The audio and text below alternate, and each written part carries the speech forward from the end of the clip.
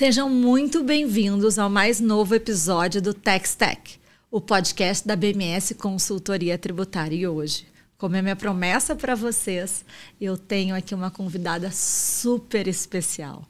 Não saiam daí, esse é meu pedido especial para vocês, porque hoje vamos ter lições de como tem uma mulher que eu admiro muito, que ela tem uma força na doçura. A gente acha que normalmente as mulheres fortes têm que ser agressivas, mas a Márcia, ela tem um poder e uma tranquilidade que consegue tudo que ela quer.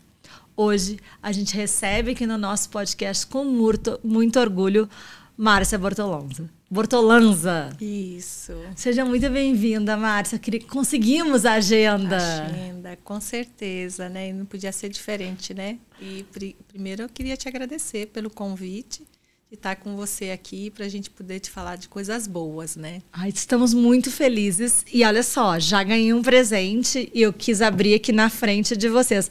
A Márcia, além de tudo isso, ela é uma escritora, 2 best-sellers que a gente vai dividir aqui com vocês, que ela fala sobre empatia, solidariedade. Além disso, a Márcia é proprietária da Quicaldo. Todo mundo conhece a Quicaldo, gente. Não tem um supermercado que não tenha Quicaldo.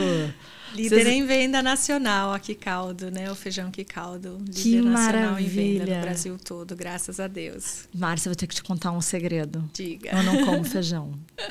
Tu acredita? Ah, mas aí você pode divulgar, né? Mas olha só, mas a minha filha é apaixonada pelo feijão de vocês. Ela tá? come por ti. Ela come e é fã, olha só. Vamos falar aqui sobre os 2 livros dela e como a experiência dela no mercado corporativo trouxe pra gente um impacto super positivo. Primeiro, eu vou abrir. Obrigada pelo presente. De nada. Olha aqui, ó, sobre aqui, Menos Espelhos e Mais Janelas. Esse é o teu último livro. É, o segundo livro. Ai, gente, olha que chiqueza. Da Literárias. Estamos Literária fazendo o capítulo do livro juntas. Muito obrigada, mas conta pra gente, vamos começar pelo primeiro livro? Vamos. O primeiro livro é Depois que o Coração Aperta. É, esse aqui.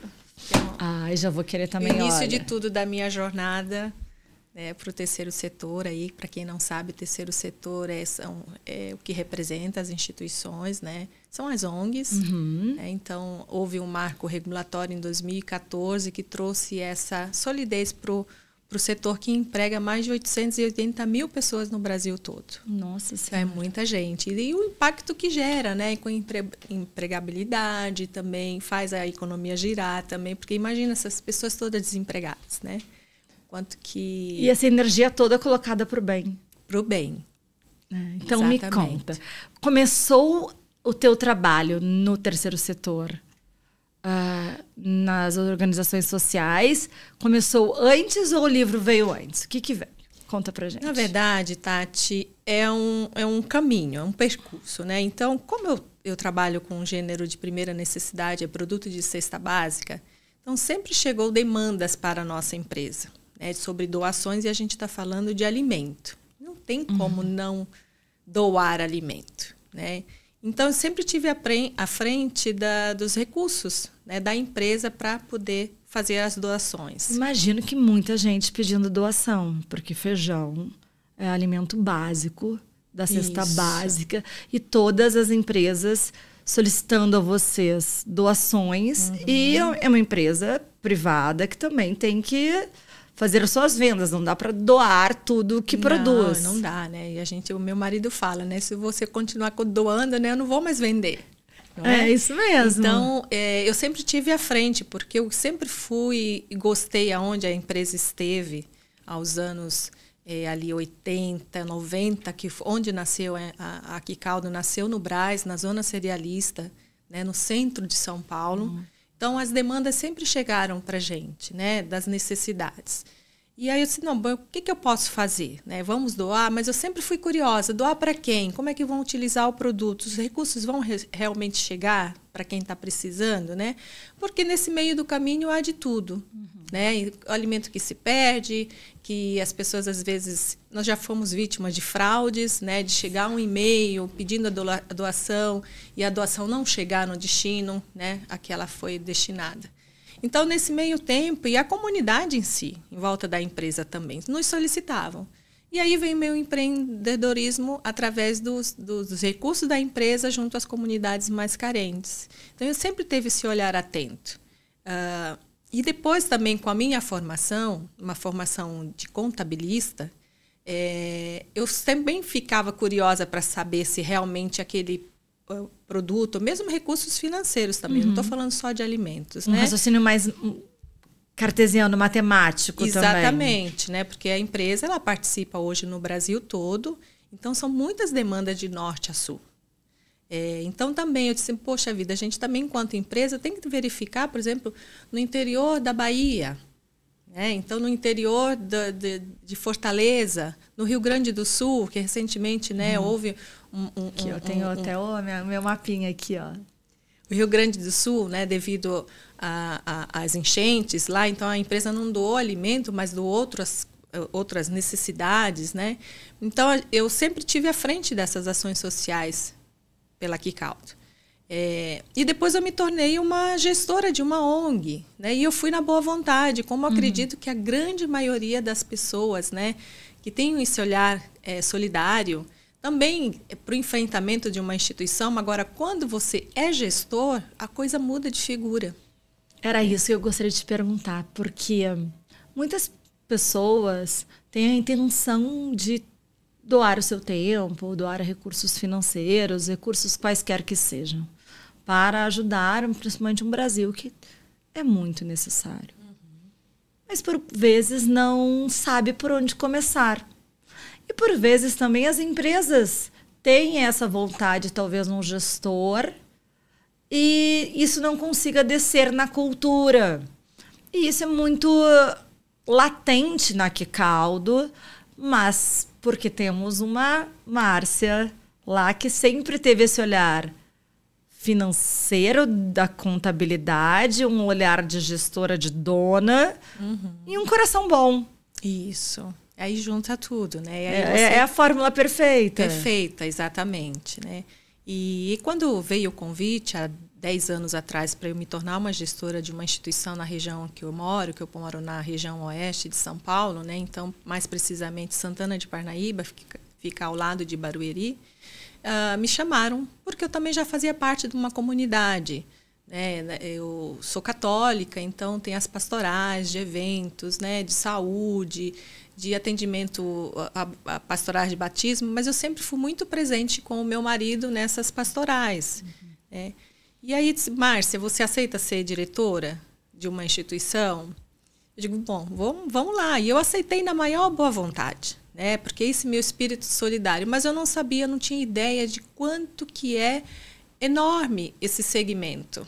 Aí eu fui estudar também. E também não é fácil, assim, vou chegar hoje do nada, vou me tornar uma gestora de uma organização. Também tem obrigações fiscais, obrigações contratuais a serem cumpridas. Funciona como uma empresa. E não dá para pensar diferente numa instituição, né? Uma OSC ou uma ONG pensar diferente. Né? Até porque eu costumo até dizer que quem são os maiores sócios de uma instituição? Tá? As pessoas, mas tem sócio? Eu digo, tem, que são os doadores. Né? Então, para esse negócio funcionar, esse negócio social, precisa de doação. E zelar por esses recursos de terceiros dentro de uma instituição. Eu acho que aí... Credibilidade também, Márcia. É a grande virada, né, de você... Porque não estou falando só de recursos financeiros, mas de toda a ordem, né, na captação de recursos, tudo se transforma em recursos para dentro de uma instituição. Né? Então, o voluntariado é uma fonte de recursos, né? As doações físicas, as doações financeiras. Né? Então, tem uma gama de serviços dentro das instituições, da qual, se você não souber como comandar, gerir, é uma porta aberta para má gestão, para desvio de finalidade. E também para não transformar em tantas vezes, não multiplicar tantos recursos como poderiam. Porque R$1 para R$1 pode ser bem aplicado ou não tão bem aplicado. Isso. Mas escolhas também de quais são os objetivos, quais são os grupos para serem atingidos. E também tem esse olhar. E eu acho que também vai muito da questão da credibilidade, ou do quanto as pessoas confiam no seu trabalho. Então, quando a gente está falando de trabalho e de serviço de produtos, né? Então, qual que é a causa da instituição? O que ela pode vender? Então, meu raciocínio era como vender feijão. Conta pra gente, assim. Vender feijão, né? Então, para o meu produto estar numa prateleira, ela tem um caminho, né? De possíveis, e tem um levantamento de custo para você botar aquele produto na prateleira para você vender. A missão de uma instituição também você precisa botar na frente do consumidor, entre aspas, que é o doador, para você vender a causa. Então, tem gestores que chegam na instituição e não sabem qual que é a missão da instituição. Não leem o Estatuto Social, né? Não sabem das finalidades e das obrigações que tem um gestor. Então, eu encontrei isso dentro da instituição, né? Eu costumo, às vezes, não é por má fé, porque não sabem fazer.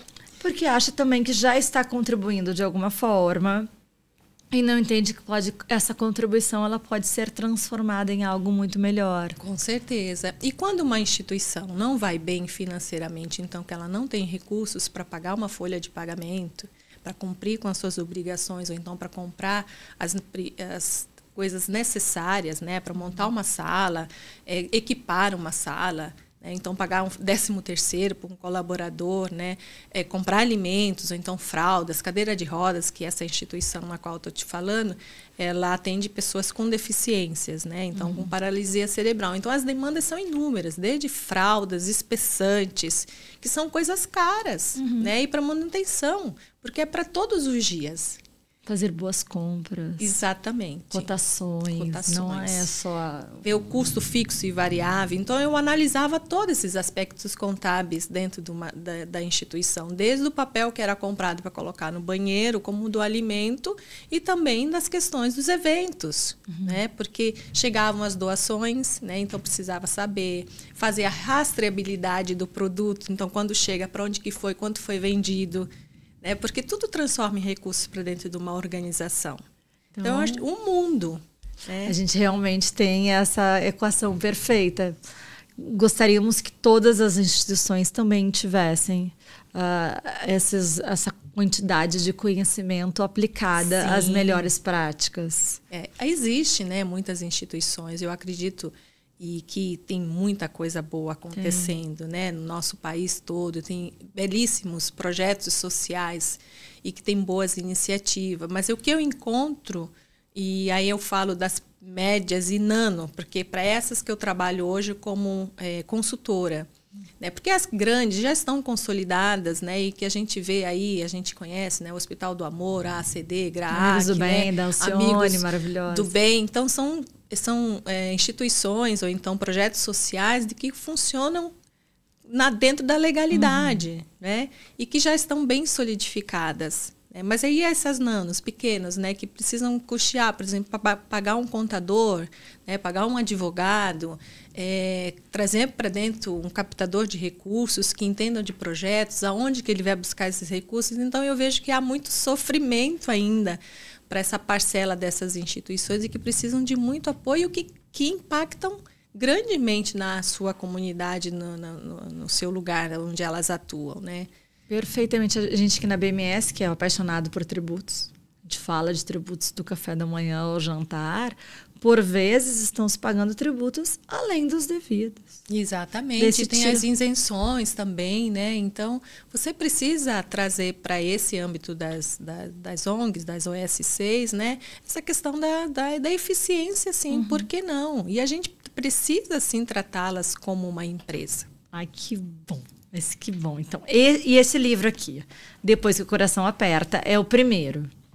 É o primeiro livro, segunda edição já. Esse é o primeiro livro, então foi da solidariedade, a gestão eficiente, né, que traz um pouquinho, que depois que o coração aperta, porque eu me sentia muito angustiada e querer resolver as coisas, e não era a coisa do imediatismo, né? Então é uma coisa a longo prazo, né? Então a gente precisa sim fazer planejamento estratégico. É a gente com essa ansiedade, querendo resolver aquelas dores. Então, o que era mais urgente, né, no gasto dos recursos, né? Vamos comprar o que era mais necessário e depois a gente vê o que faz com aquilo que vai faltar, mas não havia dinheiro para isso, né? Então, eu compreendi que eu poderia ajudar a instituição, né, com o meu conhecimento técnico, né, mas diante de muita vulnerabilidade social, que é aquela pessoa que mais precisa. Como juntar essas duas coisas, né? Então, eu fui estudar, fui fazer gestão, né, em OSC, na FIA, e aí eu também me especializei nesse campo, mas aí a minha bagagem toda é da iniciativa privada. Meu olhar nunca foi diferente. Vamos tratar a instituição como uma instituição privada. Né? Então, ela não precisa dar lucro, mas ela precisa ter uma reserva de caixa, né, para futuros investimentos, para aumentar o número de atendimentos. Né? Mas vamos guardar dinheiro? Vamos guardar. Porque é isso, né? E 2 e 2 é 4, não dá 6 nem 3. Então, eu trazia esse olhar para dentro da instituição, para essa questão de uma sustentabilidade da instituição, porque ela caminhe com as próprias pernas, né? Porque pode acontecer uma catástrofe. Né? Mas eu sei que você é boa de captação de recursos também. Como eu estava falando para vocês, olha, Márcia, ela fala com propriedade, com calma, mas sabe chegar naquele objetivo. Sim, foi necessário, foi um caminho, porque captação de recursos é tudo, é o mundo de possibilidades. Né? Desde trazer um novo doador para que ele se tornasse padrinho, né? Doações espontâneas, recorrentes, né? Com recursos da iniciativa privada, levando projetos, com emendas parlamentares, por que não?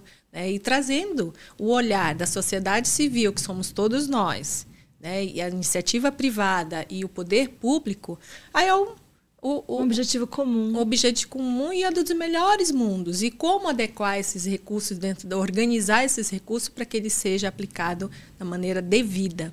Lá no Rio Grande do Sul, nas enchentes, a gente viu um movimento tão bonito. Porque ninguém esperou nada acontecer. Os gaúchos arregaçaram as mangas, como a gente fala lá, e a gente viu todo mundo trabalhando para que minimizasse a dor. Eu acho que ficou um impacto de saúde mental difícil ainda de recuperar. Eu lembro da gente ficar o tempo inteiro arrecadando e minhas amigas, uma tinha um caminhão, outra tinha o contato do colchão, o outro conseguiu o recurso e uma força de solidariedade que eu não tinha visto ainda no Brasil acontecer de uma forma tão homogênea.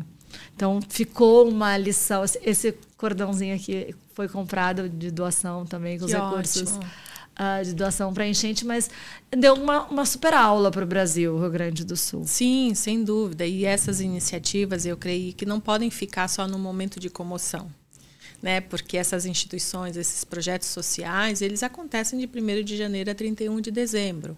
Né? Agora, eu te pergunto, todas essas doações atingiram o seu objetivo? Não. Né? Aonde que está a prestação de contas que é necessário, né, das pessoas saberem o que elas doaram chegou no seu destino? Então, são alguns questionamentos. E acaba que as pessoas, desculpa te interromper, mas acaba que as pessoas vão perdendo a vontade de doar por uma notícia ou outra de um desvio do recurso. Exatamente. Que talvez seja 1%, 2%, não sei quanto mensurar, mas falar, eu estava doando, mas fiquei sabendo que a comida só pode ser liberada se alguém deixar, então eu não vou doar mais. A gente passou por isso também. Mas é assim, foram destinados, o que eu sei, tenho conhecimento, foram para vários projetos sociais. Agora, esses projetos sociais têm uma gestão que está preparada para isso? É realmente uma prestação de contas. Uma prestação de conta é necessária, né? Porque o doador ele não pode ter dúvida. É que vamos ter um casamento, né? Se tem uma dúvida na relação, o negócio já está desfeito. E a mesma coisa também com relação aos parceiros comerciais. Quando você tem dúvida, você deixa de vender o teu produto. Né? Porque a dúvida já está instalada. Não vai para gôndola. E se suscitar dúvida na cabeça de um doador, ele fica descrente no projeto, ele não doa nem para você nem para mim, porque ele já tem uma experiência negativa. E transformar isso numa coisa boa.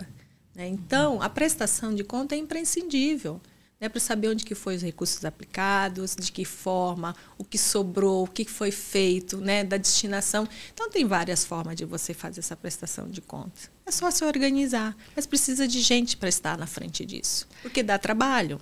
E precisa profissionalização para isso. Exatamente. Porque, exatamente como você falou agora, se fez uma doação que não teve uma destinação correta, provavelmente pode deixar de doar para alguma instituição que tivesse uma prestação de contas. Exatamente. E o excedente que sobra também a gente pode destinar para outras instituições, né? Então, elas são co-irmãs.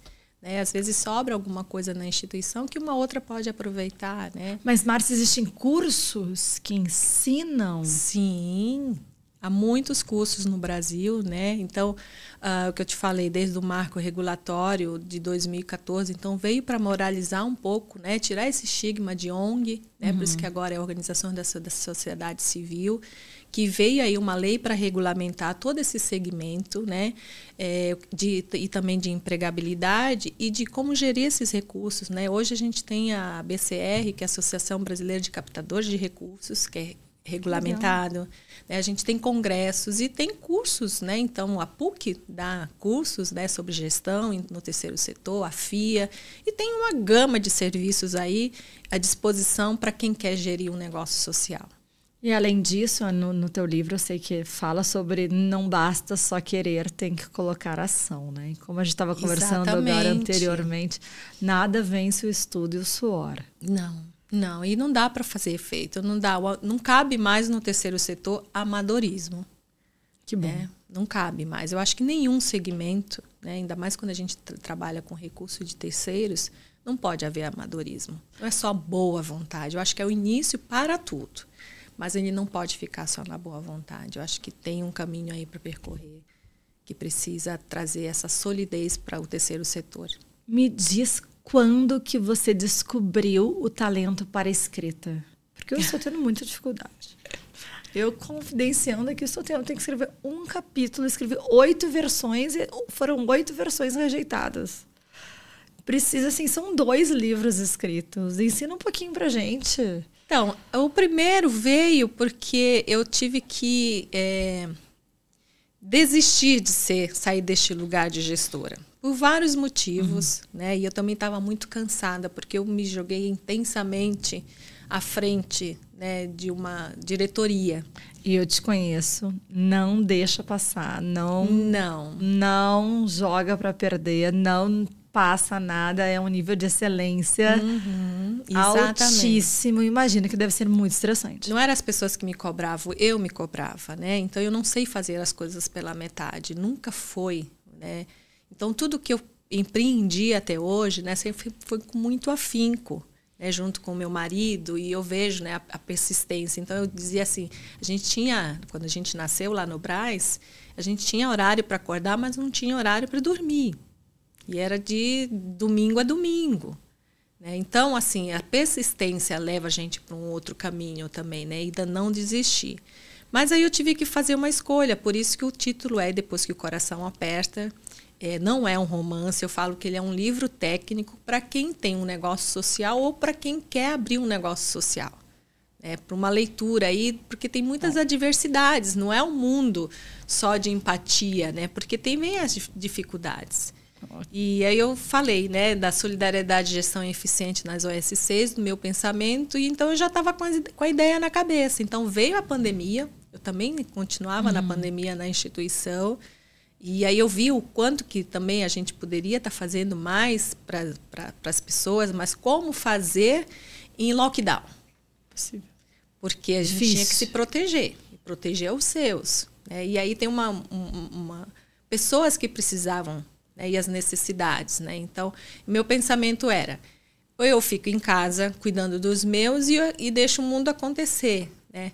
E a solidariedade, ela precisa ter um pouquinho desse rompimento de ego, né? De você pensar só em você e pensar no outro, né? Que aí você me falou sobre a empatia, perguntou sobre a empatia, né? Porque mais do que você ser empático com outra pessoa, você precisa também se colocar no lugar dessa outra pessoa. Não é só ser empático com ele, você tem que saber se colocar no lugar dele também. né? Estar com ele.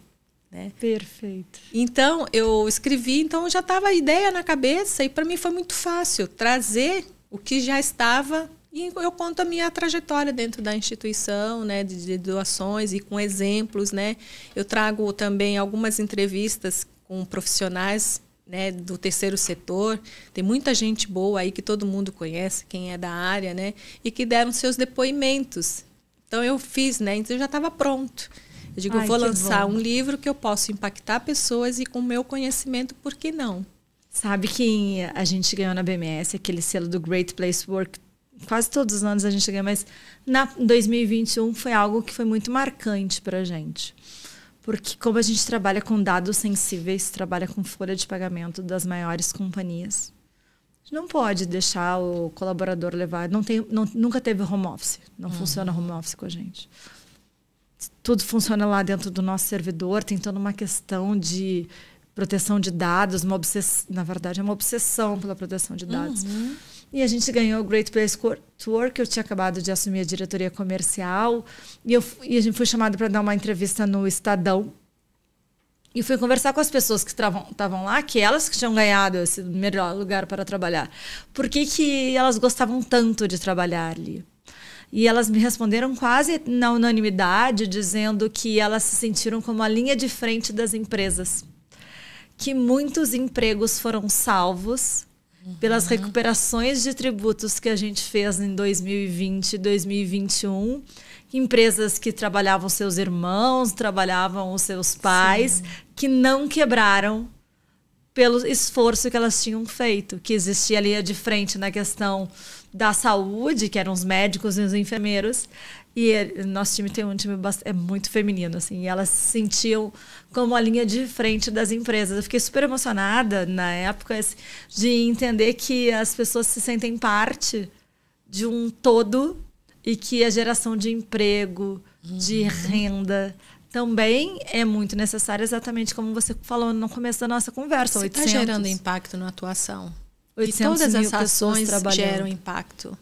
E você precisa divulgar ainda, né? O quanto, né, através do teu trabalho, gera impacto positivo na vida das pessoas. E não é diferente de ter um negócio social. Você precisa divulgar o impacto que gera. E precisa muita seriedade para tudo isso. Sim, mas muita. Saiu também em pouco tempo o segundo livro. E só retomando, e depois que o coração aperta, né? Então toda a renda do livro também é destinada para projetos sociais.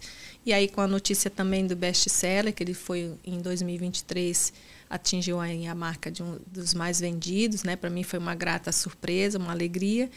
E aí depois também, eu disse, bom, já que eu estou nesse caminho, e as ideias vêm, borbulham, vamos colocar no papel, né? Eu já tinha engatilhado o novo livro, né? Menos espelhos e mais janelas. Eu digo, eu não quero mais ficar só no terceiro setor.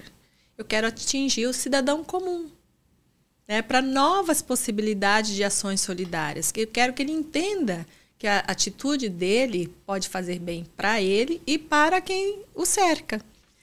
Ele traz muito o conceito de empatia que a gente estava falando Sim. agora anteriormente.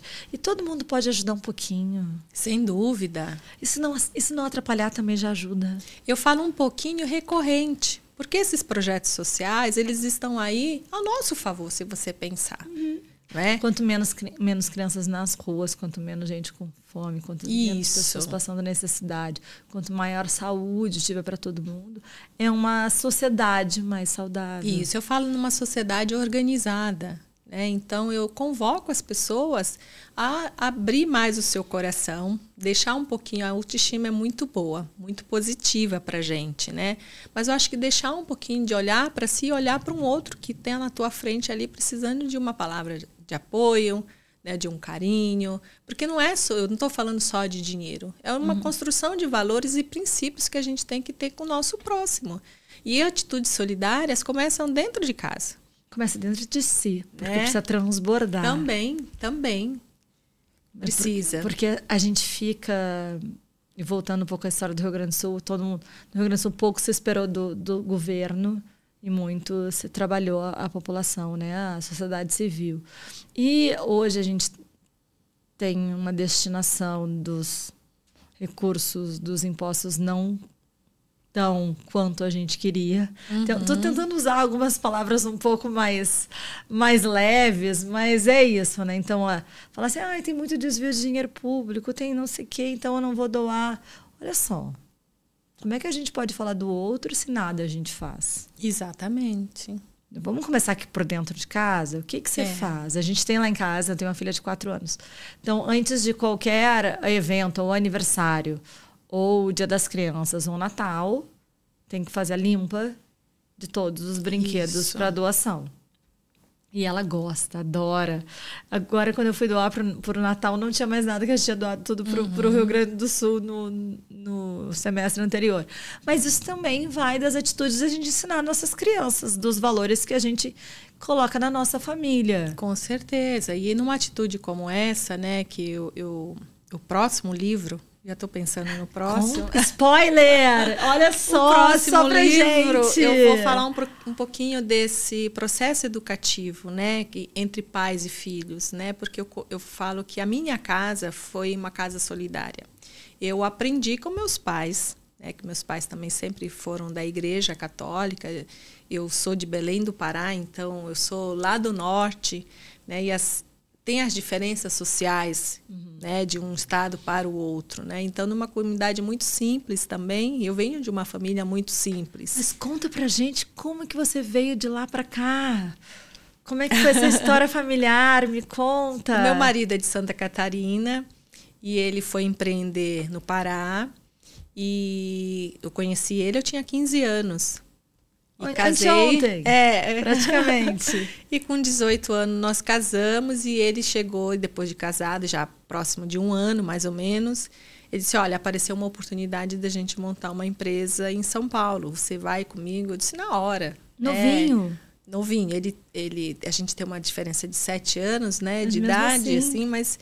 eu vim para cá, desembarquei aos 19 anos em São Paulo, né? Então, nossa história começa ali, né, no Brás, né? Porque nós fomos montar uma empacotadora de feijão no Brás, eu e ele. Então, ele comprava e vendia e eu fazia toda a parte de contabilidade, né? De folha de pagamento, bancária, né?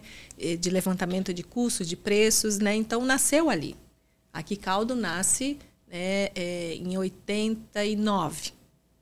Só que a gente não tinha a marca Quicaldo ainda, né? A gente tinha uma outra marca, mas ele nasce ali no Brás. Mas todo mundo pergunta da Quicaldo, fala assim, mas onde que eles plantam?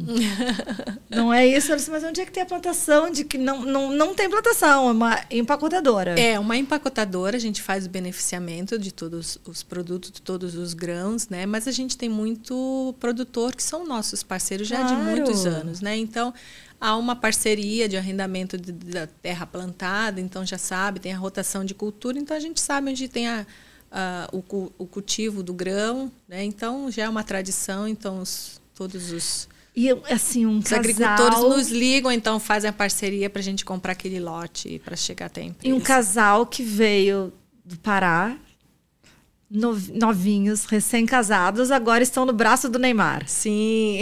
É isso. Do nada. Do nada. A gente foi muito parece feliz. Que não foi do nada. Ninguém. Olha, 6 anos sendo parceiro do Santos, né? Então não é também de agora. Então a gente também resistiu aí às mudanças, segunda divisão, né? Eu acho que agora veio coroar tanto o Santos como também com a Quicaldo, né? Eu acho que é uma vitrine, uma exposição.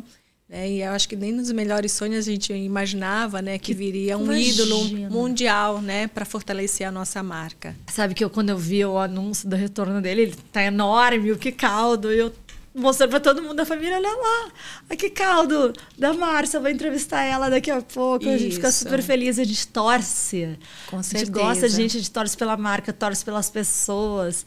E eu tenho um privilégio presente de conversar aqui nesse podcast só com gente que eu adoro. Pois é. Então, é por isso que as coisas fluem. E por isso que fluíram com vocês também. Porque é um casal que tem um suor, uma dedicação, uma técnica, uma seriedade reconhecida em todo o mercado. Com certeza. E você falou, a seriedade, a gente não se mantém tanto tempo no mercado se não tiver esse compromisso com o consumidor, primeiramente, né? Porque para ele estar no topo aí, líder nacional em vendas, precisa ter essa seriedade e compromisso com o consumidor.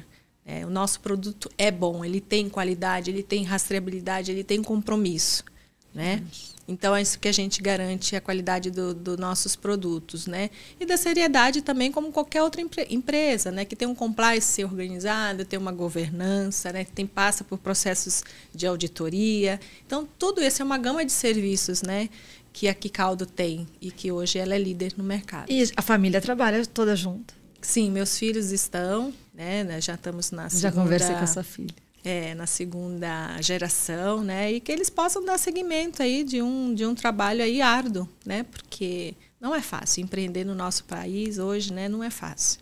Não, mas com assim alguns elementos são essenciais para que tudo comece da base comece a dar certo, como Exatamente. Você falou, e a manutenção, né? Desse perenidade do negócio se dá através desses pilares tão importantes como sempre o compromisso com o consumidor. A gente trabalha com a Abras a vida inteira, a gente todos os mercados, e a gente sempre brinca que o supermercadista ele briga na gôndola, mas todo mundo se conhece. Todo mundo se conhece, né? E aí para o seu produto estar lá, você precisa ser competitivo. E também a gente isso eu costumo, o meu marido fala, né? E para o meu produto estar lá e para ele ser reconhecido, ele precisa ter bons concorrentes também. Né? Porque a concorrência te faz olhar para inovar, para trazer novos negócios, né? Porque a gente também não pode desprezá-los, não é? Então a gente tem muito bons concorrentes, tem muitos bons produtos, outros, né? Mas que a gente também precisa diversificar e também despontar. A juventude também traz esse olhar novo também da família trabalhando tudo junto. Mas eu queria te fazer um pedido especial. Dá um spoiler do próximo livro pra gente. Então, agora, depois do Menos Espelhos, Mais Janela, que eu trago um pouco mais dessa questão da sociedade civil e todos nós, pessoas físicas, né, para esse olhar mais ampliado do que a solidariedade, né? Então, deixar a solidariedade de aparência, porque o que a gente enxerga hoje também que tem muita solidariedade de likes, né? Que as pessoas querem fazer a sua doação, sua solidariedade, mas tem uma exposição ali... Uma contrapartida, né? Olha, eu sou bonzinho, né? Eu estou aqui, estou fazendo. Eu não descarto isso também, mas eu acho que a gente podia avançar mais nesse critério. Eu acho além de ser uma questão só intencional e ser mais ação. E seja de solidário de coração mesmo. Eu acho que a solidariedade está aí para o mundo. A gente tem que sair um pouquinho desse eu falo da coisa ser somente para mim, do individualismo, né? Sair para um coletivo, né? Cuidar dos recursos que a gente tem. Mas eu não estou falando só de pessoas. Eu acho que a solidariedade cabe em qualquer ambiente, né? No ambiente de trabalho, com as pessoas, com os animais, com o planeta, que agora a gente está vendo aí muita coisa acontecendo. A gente precisa ser solidário com o planeta, para as novas gerações que estão vindo aí, né? Porque como que a gente vai deixar um planeta desorganizado? Sabe que a gente entrevistou aqui, eu trago sempre os ensinamentos do Lewis Wolff, a gente entrevistou aqui, e ele tem um livro, que eu sempre cito também, que fala sobre o ESG nos impostos. O quanto o pagamento dos tributos de forma correta é um compromisso das empresas com a sociedade. Porque isso se transforma em educação, segurança, saúde. E de como que esses recursos estão sendo aplicados, porque qualquer um pode ser um fiscal desses recursos, por que não, né? Desses recursos serem bem aplicados, né? Como estão gerindo, né? Mas além de tirar a responsabilidade do governo, vamos puxar um pouco a responsabilidade para a gente? Para nós, individualmente. Assim... Precisamos. Uma gentileza, uma educação, às vezes transforma o dia da pessoa. Com certeza. E além disso, uma doação de um tempo. Quanto tempo a gente fica hoje no Instagram? Quanto tempo a gente fica nas redes sociais? Por vezes, quanto tempo a gente fica no trânsito? Quanto tempo a gente poderia doar também para causas um pouco mais importantes? Exatamente. Eu acho que mais do que também doar tempo, a gente está falando em doar compromisso. A gente, de fato, se comprometer, né, com quem está do nosso lado e com boas iniciativas, né? Então procure no seu bairro, procure na sua comunidade, sempre vai ter alguém precisando, né, de um ato, uma atitude generosa, né? E aí você me perguntou com relação ao terceiro livro, né? Eu quero trazer um pouco mais essa vivência, né, entre os pares, né, que dentro de casa, né? Como transformar atitudes boas, né, e transformar esse ser humano que está ali, porque a gente quanto pai, mãe, né? A gente tem o dever também de passar isso para os nossos filhos, né? Nossa obrigação, mas é uma obsessão, mas é tão difícil. É difícil, mas a semente está plantada. A gente precisa fazer alguma coisa, né? De trazer essa nova juventude, essa nova geração Z aí para o mundo aí de possibilidades, né, nessa questão, né? Mas a gente está falando, é um compromisso. Mas passa por um processo educativo. A gente precisa ensinar os nossos filhos na educação para o mundo, né? Para uma sociedade mais justa, igualitária. É nossa obrigação. Exatamente. Então, o livro vai trazer essas questões, né? Junto com seja uma coisa mais lúdica para as crianças, né? Para o envolvimento entre pais e filhos. Ai, viu? Já conseguimos aqui, ó, uma informação só para vocês que estão aqui assistindo conosco o Tex-Tech. Márcia, acredita que a gente já passou mais de 30 minutos? Mas eu queria, antes da gente encerrar, falar um pouco dessa... Como é que entrou na vida corporativa? Assim, começou... Vocês vieram lá do Pará, tiveram que abrir a empresa aqui em São Paulo. Sim. E da onde veio a contabilidade? Já tinha um raciocínio matemático, lógico, de finanças? Nenhum. Eu já estava com meus filhos pequenos, né? E a Maiara, minha filha, na época estava com 2 anos. Ela já está com 30. E quando eu resolvi fazer contabilidade, porque precisava alguém responsável dentro das empresas pelos livros contábeis, claro que a gente terceirizava, mas foi bem a época que estavam lançando o ISO 9000. Né? Precisava ter alguém. Eu disse, bom, como não tinha ninguém, que era só eu e ele, eu fui fazer contabilidade. Mas vê como sempre é da tua personalidade puxar a responsabilidade. Exatamente. E aí eu me adentrei nesse universo dos negócios, porque você aprende de tudo na contabilidade, né? Então, sobre administração, sobre finanças, sobre contabilidade, sobre o direito, né? Então, foi um caminho percorrido. Então, assim, essa empresa, ela não está onde está à toa. Eu acredito que sim. E aí, depois disso, com o passar dos anos, mas eu tinha uma outra vocação. Eu sempre quis fazer psicologia. E quando meus filhos estavam mais velhos, né, eles estavam terminando o ensino médio, eu fui fazer psicologia. Para botar aquele buraquinho do coração. E eu me identifiquei também, né? Então, eu trabalhei quase 15 anos também como psicóloga clínica, atendendo em consultório, mas eu também gostava de fazer o meu trabalho voluntário. Então, eu trabalhei durante 3 anos na Beneficência Portuguesa como atendimento voluntário dentro da beneficência. Depois eu fui para a área da dependência química também, que é uma área que eu gosto muito, né? Então eu dava atendimento também voluntário nessas instituições. Então meu caminhar também foi por aí buscando uma psicologia, porque a psicologia não é acessível para todos. Não, mas né? Deveria, porque a gente está falando de saúde mental. E muita gente que tem acesso também não busca, também ajuda. Exatamente. Né? E aí eu também fui conhecer um pouquinho. Então eu conheço de números e conheço um pouco. A psicologia, na verdade, é uma tentativa de conhecer o ser humano. A gente não vai conseguir na totalidade, mas um pouco, né, do que a gente tem dentro dos teóricos é possível desde você inferir sobre alguns comportamentos, né? Então eu fui buscar a psicologia também para um autoconhecimento, né? Por muitos anos de análise também. E aí também para o atendimento para as pessoas, né? Porque como você vai atender alguém se você não passa pelo processo analítico, né? Um gesto de doação. De uma psicoterapia. E eu também sou psicóloga, né? Então eu juntei, né, esse meu olhar voltado para o ser humano e para os números também. Tá, e conta pra gente onde que a gente consegue os teus livros, porque vai todo mundo querer agora, olha só. Os livros estão disponíveis em todas as plataformas, né? Então é só botar ali no site de busca, já vai aparecer em todas as livrarias no Brasil todo também. Temos 2 best-sellers aqui. E aí o Menos Espelhos e Mais Janelas, agora eu lancei na Bienal em outubro do ano passado. Acompanhei. E em novembro, finalzinho de novembro, início de dezembro, então já veio também como os 10 primeiros mais vendidos, ele alcançou o 7º lugar.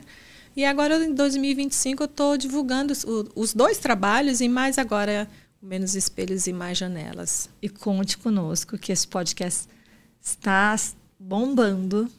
Ai, que bom. A gente fica muito feliz quando a gente faz tudo com amor. Eu estava contando agora para a Márcia que eu virei hostess do TexTech por acaso. E amo fazer e adoro conversar com vocês e dividir, porque não pode um conhecimento todo desse, né? Um coração desse, sim, que faz tanto para multiplicar, não pode ficar sem que todo mundo assista. Quanto mais a gente puder divulgar e multiplicar esse conhecimento, melhor para todo mundo. E assim, toda a renda do livro, tanto do primeiro, o ano passado eu prestei conta deste livro, né? Do todo que eu vendi, 100%.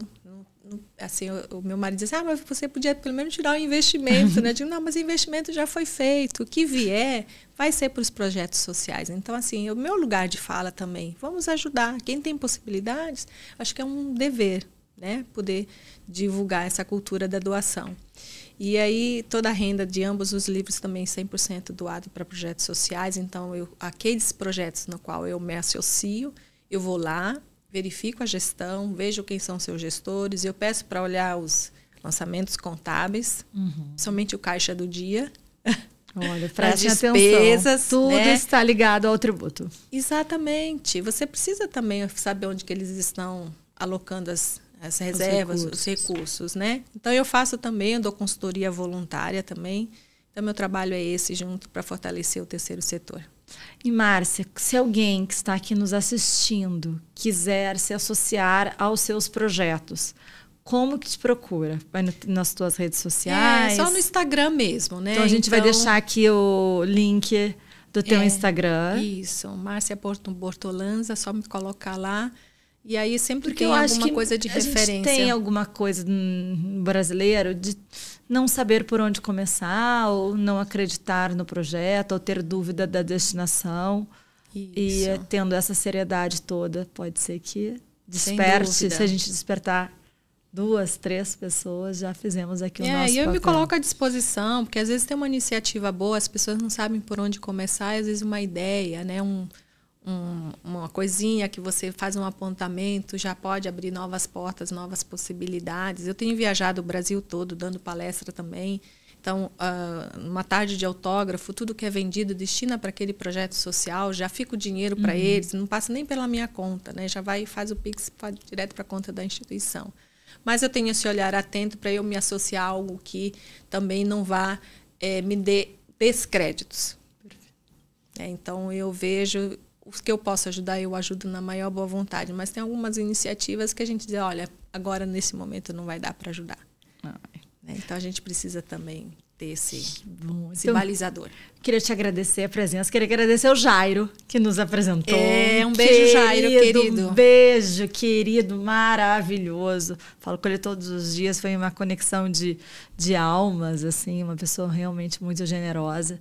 Ainda tem muito suor. Sim. Queria te agradecer por ter estado com a gente. Agradecer por transformar esse mundo em um mundo muito melhor, com esse brilho no olho que a gente vê daqui, está refletindo. Obrigada, Márcia. É isso. Eu estou à disposição e eu que te agradeço essa oportunidade, né, de falar de coisas boas. Né? Que a gente fale cada vez mais de coisas boas. Isso mesmo. Se multiplique. Muito obrigada. Eu que te agradeço. E eu queria agradecer a vocês que ficaram conosco até agora. Não falei que o papo ia ser uma delícia. Ela é maravilhosa. Não esqueçam daquele meu pedido especial que fica todo final de vídeo. Nos curtam em todas as redes sociais, compartilhem, coloquem sineta. Eu nunca sei onde que é, mas é por aqui que tem um QR Code. Entrem principalmente no nosso LinkedIn. No nosso LinkedIn, obviamente, que a gente vai falar de tributos. BMS tem esse compromisso de recuperar os tributos pagos a maior nos últimos anos, trazendo-se de uma forma muito eficiência, com muito conservadorismo, mas também a gente fala de gente, fala de negócios, fala do que é bom, o que vai transformar essa sociedade, que é para isso que a gente está aqui. Meu muito obrigada e até a próxima.